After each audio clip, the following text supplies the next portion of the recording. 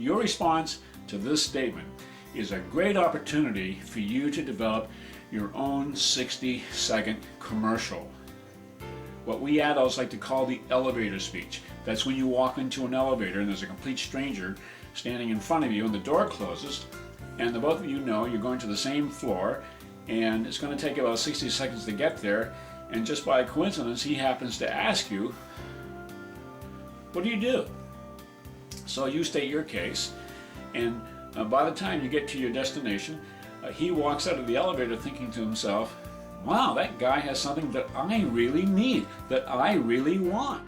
The approach that I suggest that you take works for every student, regardless of what you think of yourself. Sit down in front of a piece of paper and list 2 or 3 characteristics that you think are your greatest strengths. Something like, let's say, your integrity, your perseverance, your ability to listen well, or your reception to taking criticism.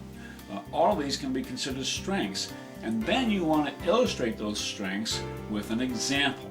I'm going to show you how you're going to tell your commercial.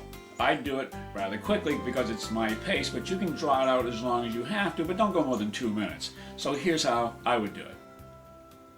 A lot of people say I have a lot of integrity. One morning when I found a money clip in the school parking lot, I brought it into the principal's office. He was so impressed with my action that he decided to write my letter of recommendation because he insisted on it. I am very receptive to constructive criticism. One of my classmates one time said to me, if you really want respect from your teachers, don't just blurt out your question in the middle of the class. Raise your hand and you'll get a lot more respect that way. So I've been raising my hand and I get a lot more respect now. And I'm very persistent. If I have a problem in understanding, let's say a math problem, I'll go after class at the end of the day and see the teacher every single day if I have to, until I absolutely understand what I need to understand to get it right. That's the way I am. So I have integrity, I'm very receptive to constructive criticism, and I'm very persistent.